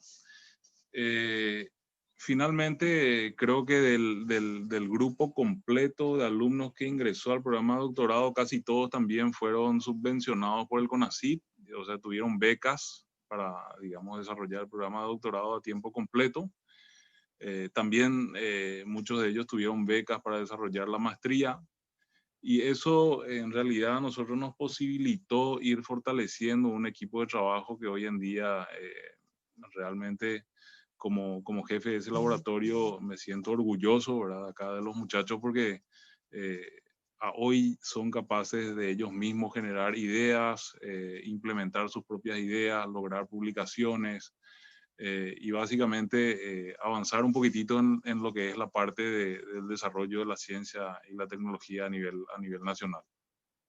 Así que más o menos esa fue la historia resumida de cómo fuimos nosotros fortaleciéndonos como grupo de trabajo, y hoy por hoy podemos decir de que somos aproximadamente ya casi 6 o 7 doctores dentro del laboratorio en esa línea de trabajo, y candidatos a doctores son creo que 6 que deberían de terminar el doctorado el año que viene, y entonces pensamos que una vez que lleguemos a ese objetivo y todos los muchachos puedan egresar del programa de doctorado, entonces en principio estaríamos ya a nivel de grupos internacionales que trabajan en la parte de electrónica de potencia en cuanto a capital humano me refiero, ¿verdad? Y obviamente también en cuanto a equipamiento de laboratorio, ¿verdad? Pues como tuvimos algunos proyectos adjudicados por el CONACYT, en total creo que cuento 5 proyectos adjudicados en convocatoria 2015, 2018 también. Fuimos fortaleciendo la parte de infraestructura de la Facultad de Ingeniería para poder lograr estas aportaciones que hoy en día estamos logrando. Muy interesante, profesor. Antes de ir con mi pregunta, quería leer nomás un comentario de Facebook de Cecilia Rodríguez que dice que bueno por el trabajo que hicieron y también que estuvo viendo los demás días y que les gustó mucho también ver a la doctora Fabiola Román en este evento de Ciencia del Sur.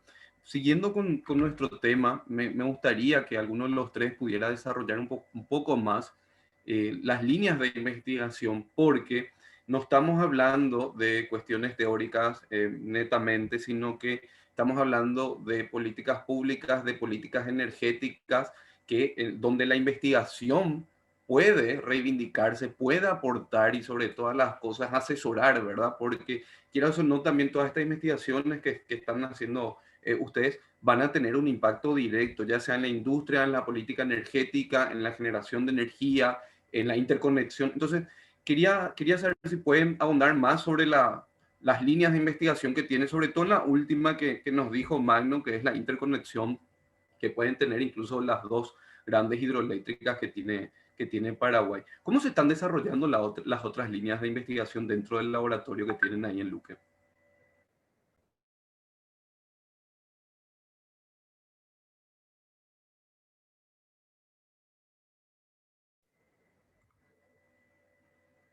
Cualquiera puede responder. Tenemos líneas que están enfocadas al sector de la calidad de red, por ejemplo, ¿verdad?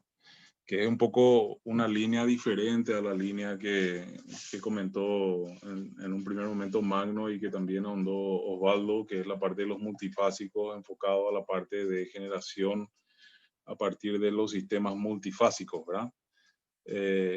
Entonces, un tema que nosotros vimos relevante y que también fuimos ahondando con el tiempo es el tema de la calidad de red, ¿verdad? Eso significa poder lograr un mejor aprovechamiento de la energía eléctrica que nosotros tenemos disponible sin, digamos, desperdiciar esa energía en términos, por ejemplo, de distorsión armónica o pérdidas, ¿verdad? En lo que sería el uso de la energía eléctrica. Entonces, esa es otra línea fuerte de investigación que tenemos, ¿verdad? La parte de calidad de red, de eficiencia energética.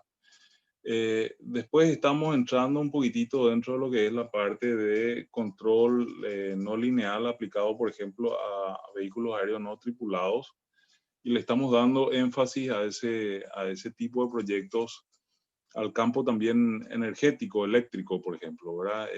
La idea de los proyectos que estamos llevando adelante es hacer, por ejemplo, utilizar vehículos aéreos no tripulados, drones, para poder hacer, por ejemplo, monitoreo de redes de transmisión, detección de pérdidas, por ejemplo, en redes de transmisión y distribución, utilizando esa tecnología, que es una tecnología de rápido despliegue y de relativamente bajo costo. Ahí además está decir el tema también de la generación distribuida, que es otra línea que estamos llevando adelante en el laboratorio, que lo que intenta es proponer estrategias de interconexión de varias fuentes de energías renovables para su utilización, digamos, a nivel de comunidades que pueden ser aisladas o pueden ser comunidades no aisladas, ¿verdad?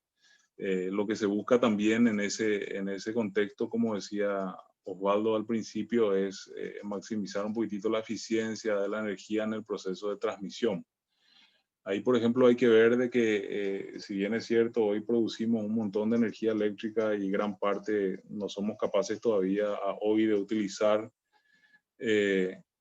tenemos la cuestión de las pérdidas, por ejemplo, en el proceso de transmisión desde las grandes hidroeléctricas hasta los puntos de consumo masivos, que en este caso sería, por ejemplo, Asunción, alrededores y las ciudades aledañas, digamos, a la capital, ¿verdad? Entonces, en ese proceso de transmisión de esa energía eléctrica, un alto porcentaje se pierde, ya sea por pérdidas técnicas o no técnicas, ¿verdad? Entonces, lo que busca la generación distribuida es acercar un poquitito los puntos de generación a los puntos de consumo, para hacer de que esas pérdidas en ese proceso de transmisión no sean muy considerables, y entonces se gane en eficiencia, ¿verdad? Y bueno, y esa energía que no se pierde, se puede después comercializar a costo de mercado a nivel interno, o eventualmente se podría exportar, por ejemplo, a países como Brasil, por ejemplo, ¿verdad? A precio, digamos, de mercado. Entonces, en ese sentido, el trabajo que lleva adelante la Facultad de Ingeniería desde hace un tiempo a esta parte, en el sector energético, como bien lo decías, puede realmente aportar el granito de arena digamos, a políticas públicas que logren digamos, un mejor aprovechamiento de la energía, por un lado desde el punto de vista de la calidad de red, pero por otro lado que innove en el sector energético, introduciendo un poquitito el concepto de lo que es la generación distribuida, ¿verdad? Y eso evidentemente va a redundar en beneficio de la población, ¿verdad?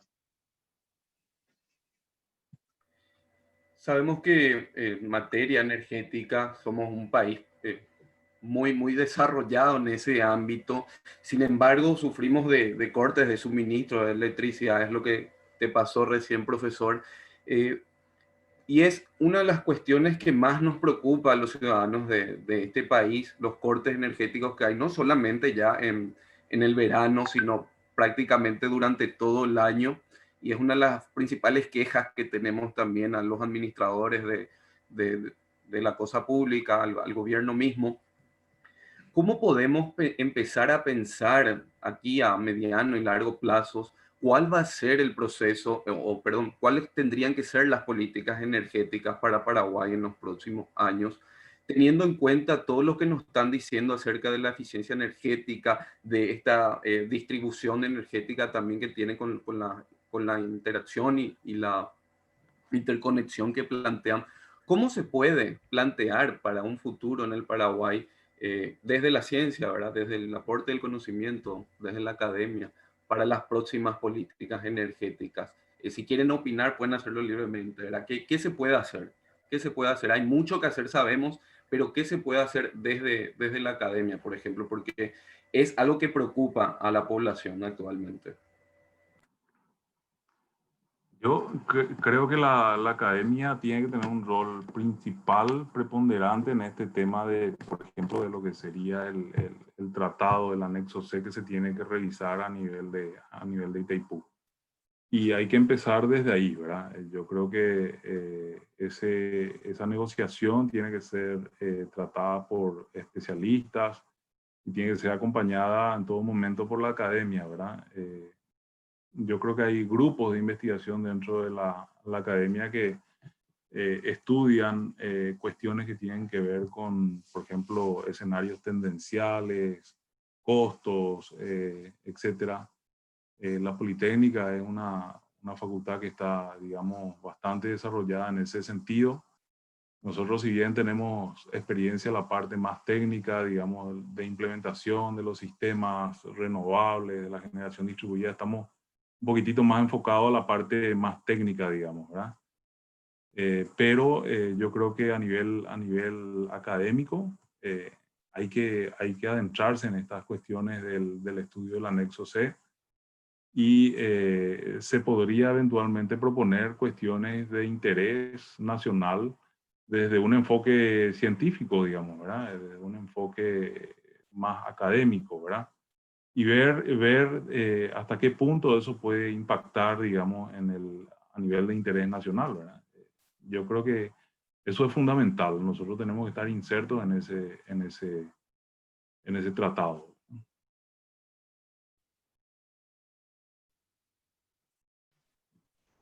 Así es.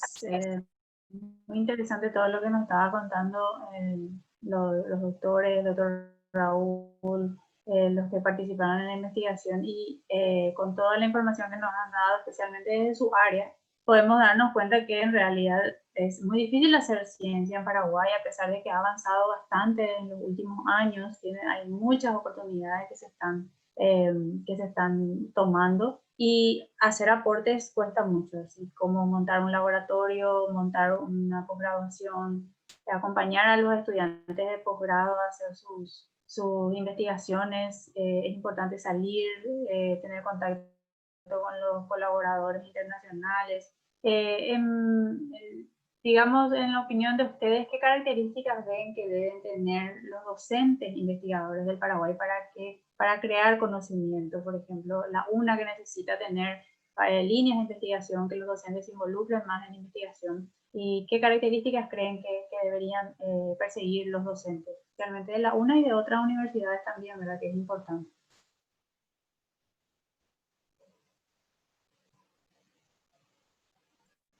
Yo pienso que un tema importante es el tiempo de dedicación que uno le da a la parte académica. Es una cosa un docente que se dedica, digamos, a medio tiempo y otra cosa es un docente investigador que se dedica a tiempo completo al sector académico, ¿verdad? Lógicamente, el tiempo de dedicación que un docente investigador le pueda dedicar a la parte académica es sumamente importante. Por otro lado, yo creo que cada vez más hay que ir valorando digamos, la especialización de los nuevos docentes, gente joven, aquí como Magno, como Osvaldo, por ejemplo, que terminaron su maestría, lograron publicaciones, están siendo reconocidos a nivel internacional. Y de alguna u otra manera, el sector académico, y cuando hablo del sector académico no me refiero solamente a la UNA, sino que a toda la academia nacional, se deberían de buscar algunos mecanismos que logren incentivar la incorporación o la inserción de gente, digamos, formada, con alta capacidad de producir ciencia, de producir tecnología dentro de lo que es el sector académico, ¿verdad? Hoy en día, afortunadamente, tenemos el programa PRONI, por ejemplo, ¿verdad? El programa PRONI le permite a un docente investigador tener, digamos, un plus, digamos, salarial sobre lo que le puede pagar una institución que siempre es, digamos, un salario modesto, ¿verdad? Más todavía para una persona que se formó, que dedicó mucho tiempo, muchos años de su vida a hacer una maestría, después a hacer un doctorado, que una unidad académica, digamos, le pague, digamos, a un docente investigador un monto que cuando uno mira, por ejemplo, qué sé yo, una persona que está desarrollando algunas actividades que no tienen nada que ver con la parte académica, digamos, ganan 4 o 5 veces más en el sector productivo. Y entonces, lógicamente, eso desmotiva al investigador, ¿verdad? El investigador dice, la pucha, yo me formé toda la vida, digamos, estudié mucho tiempo, me especialicé, me esforcé, a veces tuve que desarraigarme, dejarla a mi familia para ir a formarme afuera, ¿verdad?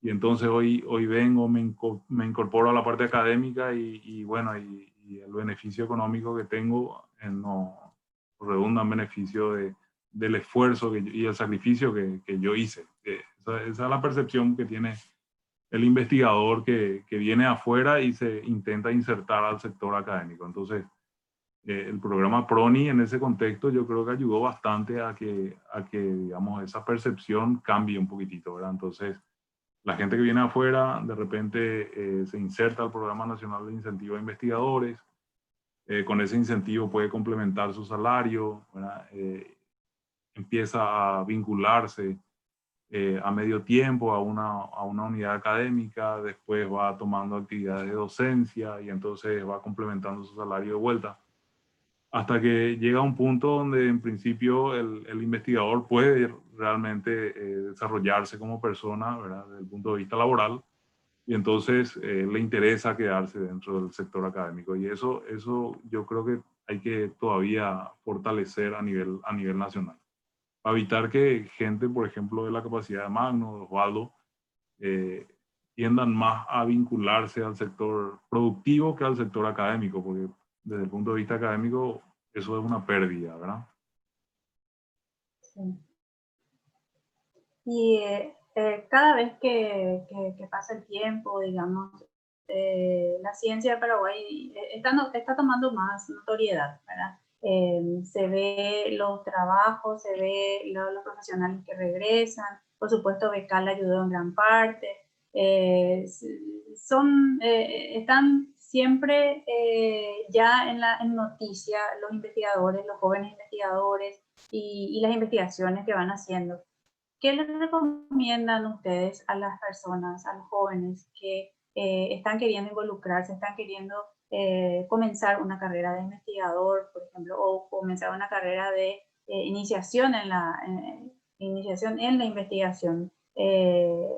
Para qué incentivo le pueden dar o qué recomendaciones le pueden dar, sabiendo que la carrera de investigación no es un curso que uno hace, no es si quiere hacer un doctorado, no es una mañana de un curso, se va a su casa y continúa con su trabajo. Sabemos que es una carrera demandante y que realmente no tiene fines de semana y que uno se dedica realmente de manera exclusiva, ¿verdad? ¿Qué le podrían recomendar a los jóvenes que tienen ganas realmente de involucrarse en eso?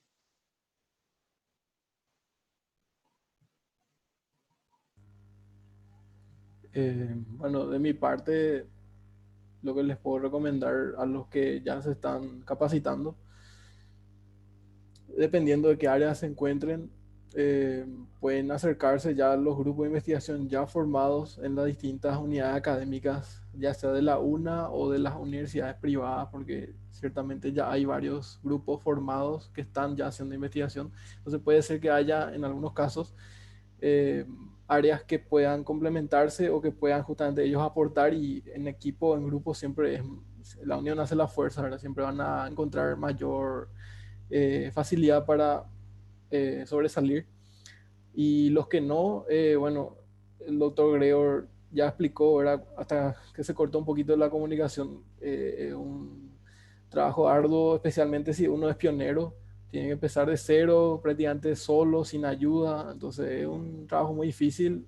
Creo que él lo hizo bien desde que llegó, o sea, él es un ejemplo de justamente ese trabajo duro y eh, no hay mucho que hacer, hay que sudar la gota gorda, pero eh, si uno logra ser constante y disciplinado, puede llegar a armar su propio grupo de investigación en el caso de que ya no esté un grupo en el área que esté trabajando.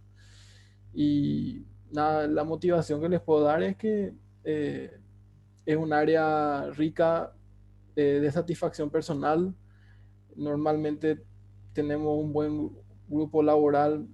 Asumo que todos los grupos de trabajo e investigación tienen buenos grupos laborales, porque nuestro objetivo es investigar, ¿verdad? No, nada más que eso. Entonces tenemos una meta en común.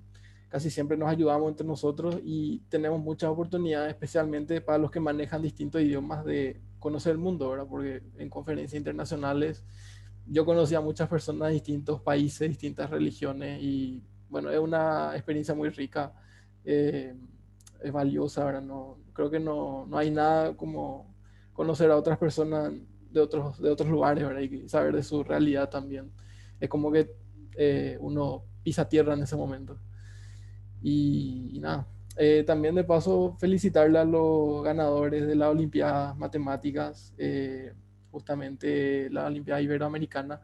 Particularmente siento mucho afecto por ese premio, porque yo también gané medalla de bronce cuando en mi juventud, ¿verdad? Mi lejana juventud ya. Entonces, les paso las felicitaciones también, ya que estamos en eso.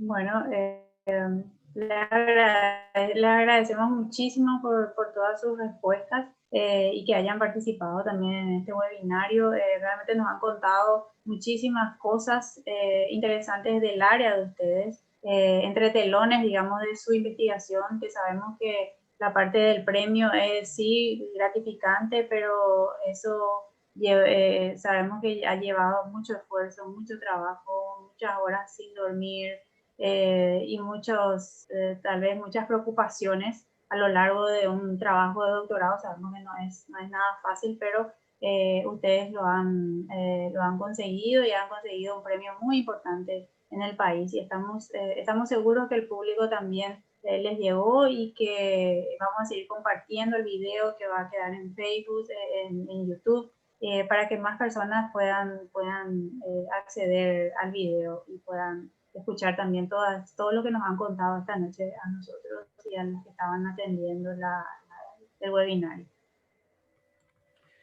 Bueno, yo comparto plenamente la visión de Fabiola. La verdad, estos 3 días fueron, a mi parecer, muy fructíferos, ya que pudimos conocer a fondo diversas etapas y protagonistas de nuestra ciencia. Esto para evidenciar también la diversidad de áreas, de gente, de edad, de temas, porque Magno también hacía mención y felicitaba al ganador de la primera medalla de oro que Paraguay obtuvo en la Olimpiada Iberoamericana de Matemática, que estuvo con nosotros el primer día. No fue algo arbitrario, ¿verdad? Nosotros el primer día queríamos mostrar que hay mucho interés ya en los adolescentes, que en la ciencia, en la tecnología, en la investigación, hay esa sed de conocimiento, y por eso también tratamos de apoyar. El segundo día, ayer estuvimos con las ganadoras del premio Andrés Barbero, que es también un premio de iniciación científica, donde nuestras ganadoras del área de ciencias sociales nos decían los problemas que tienen a nivel universitario, a nivel académico y también a nivel de investigación, con los obstáculos que tienen para hacer investigación en sus respectivas áreas. Y hoy obviamente queríamos ya hablar de un tema un poco más consolidado. Le tenemos al profesor Raúl Gregor con nosotros, que es PRONI nivel 2, está hace mucho tiempo ya haciendo investigación, y bueno, también es una forma de reconocimiento para que la gente vea, para que nuestra audiencia vea que hay mucho interés y la gente sí está muy interesada en la ciencia y la tecnología en Paraguay. Yo creo que también tenemos que superar ese prejuicio de que acá no hacemos ciencia, de que acá no hay investigación. Eso es mentira. Hay investigación, hay ciencia, y yo creo que el Premio Nacional de Ciencia de este año, Fabiola, y también los investigadores, demuestra eso, que no solamente hay ciencia, sino que también hay ciencia de calidad, y eso cuesta muchísimo, cuesta mucho tiempo, muchos años, mucha inversión, y como dijo también Manu, mucho sacrificio. Como director de Ciencia del Sur, quiero comentar que también fue un año muy difícil para nosotros. Con la pandemia tuvimos que mejorar nuestro sistema de control de publicaciones, estuvimos obligados a leer mucho más paper, mucho más preprint antes de publicar algo, y eso también llevó tiempo, llevó inversión por parte nuestra. Pero también fue un año que rompimos récords de audiencia, duplicamos el número de lectores en nuestro portal, ganamos cientos de seguidores en nuestras redes sociales y visibilizamos más el trabajo que se hace desde Paraguay, porque así como contó también Magno y contó también Osvaldo, de repente ellos están en las conferencias y son los únicos paraguayos que participan de esos congresos, de esos foros donde presentan sus trabajos. Bueno, también de repente hay que mostrar que Paraguay también hace ciencia. Esa es nuestra principal función y uno de nuestros principales objetivos. Por primera vez también en los últimos 4 meses el número de lectores extranjeros sobrepasó al número de lectores paraguayos del portal. Eso nos llamó mucho la atención, ¿verdad? Hay mucho interés de parte de los extranjeros acerca de lo que se hace en nuestro país a nivel de ciencia y tecnología. Seguimos siendo un medio de comunicación científico también, científica independiente, crítico, riguroso, por lo que debemos estar orgullosos de mantener nuestra identidad a favor de la sociedad del conocimiento que se está construyendo en Paraguay y queremos aportar de esta manera mostrando las cosas que se hacen. Bueno, personalmente, acá les pido disculpas, pero hay que mencionar, ¿verdad? Personalmente, Fabiola, te agradezco también por haber aceptado ser nuestra editora general científica en medio de otras responsabilidades y compromisos que tenés en el Reino Unido. Y a nuestro consejo de editoras y editores, con Daniel Duarte a la cabeza, Ariel Insaurralde, Desiree Esquivel, Osvaldo Mesa y Fabricio Pomata, que también estuvieron algunos conduciendo estos días nuestro ciclo webinario y que siguen trabajando arduamente para que ofrezcamos un servicio de calidad, un producto de alta calidad para nuestros lectores. A los miembros del Consejo Directivo también de Ciencia del Sur por seguir apostando por un medio como el nuestro. Personalmente agradezco al doctor Antonio Cubilla, al doctor Gustavo Romero desde la Argentina y a Silvia Tribus, que está haciendo su doctorado en Suecia, por seguir apoyándonos. A nuestra diseñadora Lili Mendoza, que es la encargada siempre de hacer los flyers, los videos, de editar los videos, y a la administradora general de Ciencia del Sur, que es Mirta Fretes. Obviamente a nuestros columnistas y colaboradores también, algunos de ellos lamentablemente nos van a dejar este año, pero otros se van a adherir, así que la familia de Ciencia del Sur va a crecer. Pero principalmente quiero agradecer a la gente que está detrás de la pantalla, ¿verdad? Detrás de la compu o con su celular, que son nuestros lectores y seguidores, porque sin una comunidad pensante, interesada en cuestiones de ciencia, tecnología, humanidades, nuestro trabajo iba a ser imposible. Ciencia del Sur también es un reflejo de los cambios que hay en Paraguay con respecto a la ciencia, como nos decía el profesor Gregor, porque hay un interés y también tenemos interés en el periodismo científico, en la divulgación científica. Hay mucho consumo de información, sobre todo este año por la pandemia COVID-19, mucha más demanda de información y conocimiento. El alto consumo de nuestros artículos y videos evidencian justamente que la cultura científica está mejorando en el Paraguay y obviamente nos da esperanzas para continuar, Fabiola. Yo agradezco a Raúl, agradezco a Magno, agradezco a Osvaldo y a los otros 3 investigadores y los felicito por proponer conocimiento en un país que no tiene tradición y por romper esas barreras, por romper los estereotipos, por romper los prejuicios que nos imposibilitaron por mucho tiempo desarrollarnos. Yo creo que Paraguay sí tiene todavía un montón de problemas a nivel político, a nivel educativo, incluso a nivel cultural y a nivel científico, pero se están haciendo muchas cosas. Y el Premio Nacional de Ciencia de este año es el vivo reflejo de todo eso.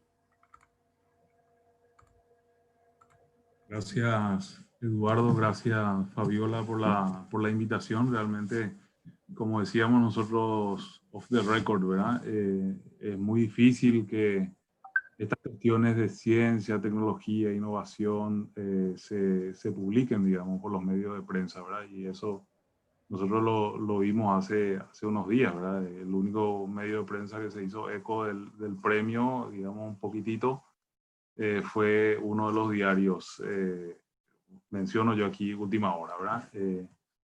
Después parece que la parte de ciencia y tecnología como que no vende, ¿verdad? Vende más otras cuestiones un poquitito más mundanas, ¿verdad? Pero bueno, yo aplaudo realmente la iniciativa de Ciencias del Sur porque es una herramienta para nosotros de divulgación a nivel nacional que lógicamente es importante, ¿verdad? Yo creo que a nivel nacional se tiene que conocer la capacidad que tenemos nosotros a nivel país de generar ciencia, de generar tecnología, de generar innovación. No somos, lógicamente, el único grupo de trabajo, en Paraguay hay varios y la lista de PRONI uno puede mirar y ahí se va a quedar impactado de la cantidad de investigadores de alto nivel que tiene Paraguay, ¿verdad? En todas las áreas. Bueno, nosotros solamente formamos un granito de arena dentro de ese universo de gente que se está moviendo a nivel nacional para poder posicionarle un poquitito a Paraguay dentro de lo que es la comunidad científica internacional, ¿verdad? Creo que Fabiola también está haciendo lo suyo por ahí. Y bueno, y creo que así como Fabiola, muchos otros paraguayos están en partes donde ni siquiera nos imaginamos, ¿verdad? Y ojalá en algún momento podamos tener el retorno de esa gente para poder seguir nosotros fortaleciéndonos como país en la parte de innovación, investigación, desarrollo, y llegar en algún momento a ser referentes en algunos temas particulares. Así que aprovecho de vuelta la ocasión para felicitarles y agradecerles más que nada por este espacio que nos dieron, ¿verdad? Estamos eternamente agradecidos con ustedes, Eduardo, Fabiola. Gracias. No, no, gracias a ustedes. Magno, Osvaldo, ¿algunas palabras finales? Sí, como mencionó Gregor, muchas gracias por el espacio. De esta manera se puede conocer en lo que estamos trabajando, ¿verdad? Pero también le dan oportunidades a otros investigadores a nivel nacional, ¿verdad? Entonces, de esa manera se puede saber lo que cada grupo de investigación está realizando y en parte aportando justamente al desarrollo del país, que es justamente lo que buscamos con estos tipos de trabajo y justamente la cual presentamos y sometemos a revisiones internacionales. Y más que nada agradecer y muchas gracias Eduardo y Fabiola por este espacio. Igualmente también estoy muy agradecido ahora por la oportunidad que nos dan. Eh, Definitivamente todos los días consumimos casi siempre malas noticias en prácticamente todos los medios de comunicación principales, ¿verdad? Radio, tele, diarios. Entonces, Ciencia del Sur y las noticias de investigación creo que son excepciones, ¿verdad? Donde podemos ver buenas noticias para darnos un poco de, buen humor, ¿verdad? En comparación a lo que recibimos todos los días. Y nada, Eduardo y Fabiola, muchas gracias por la oportunidad y por la hospitalidad también. No, gracias a ustedes. Estamos muy contentos, en serio, por haberles tenido. Y bueno, cerramos creo que con broche de oro. Unos últimos comentarios de Facebook. Dice Cecilia Rodríguez, felicitaciones a Fabi y a todos. Maricele Quesne dice, interesante, fue muy instructivo este webinario. Felicitaciones también para todos. Y Alexandra Bogarín dice, éxitos también. Bueno, Fabi, estamos cerramos ya Ciencia Abierta, pero también con esto cerramos las actividades del año. Sí, bueno, yo le quería felicitar al equipo de trabajo que ganó el Premio Nacional de Ciencias. Muchísimas felicidades por este logro, que sigan los artículos, las investigaciones y lleguen a alcanzar, por supuesto, grandes hallazgos, ¿verdad? Dentro de su línea de investigación. También le quería felicitar a los demás que ganaron el mención de honor junto con el Premio Nacional de Ciencias. Muy buenas investigaciones también que acompañaron a los ganadores del Premio Nacional de Ciencias, muy destacados todos. Se nota la riqueza de investigadores que está teniendo el país y cómo se están esforzando con una pequeña ayuda, gran ayuda por parte del CONACYT. Ya los investigadores comienzan a hacer importantes aportes a nivel nacional e internacional. Bueno, muchísimas gracias Edu por invitarme también a compartir este último día. Yo estoy muy contenta de formar parte de la familia de Ciencia del Sur y siempre que puedo me gusta mucho participar de todos los webinarios. Aprendo muchísimo porque uno a veces se queda un poco inmerso en su propia área de investigación y deja pasar las áreas de otros colegas o de otros investigadores y se pierde un poco y no conoce. Y con este tipo de actividades como webinarios y como columnas de Ciencia del Sur podemos conocer un poco también de otras áreas e interiorizarnos y aprender, ¿verdad? Cómo hacer investigación cada grupo en su línea de trabajo, que a veces es muy diferente uno de otro. Y así podemos aprender todos, y para el público en general, cómo se entera todo el esfuerzo y toda la investigación que están haciendo los compatriotas, ya sea en Paraguay o en el extranjero o en colaboraciones internacionales. Así que Bueno, fue un año difícil para todos a nivel de salud, digamos, por el tema de la pandemia, pero creo que Ciencia del Sur acompañó bastante con webinarios y con charlas y creo que de alguna manera pudimos estar conectados igual, a pesar de estar todos encerrados. Y bueno, deseando que el año que viene sea un año mejor y que sigan los logros y los artículos científicos a nivel de investigación. Así mismo, Fabi. Bueno, muchísimas gracias.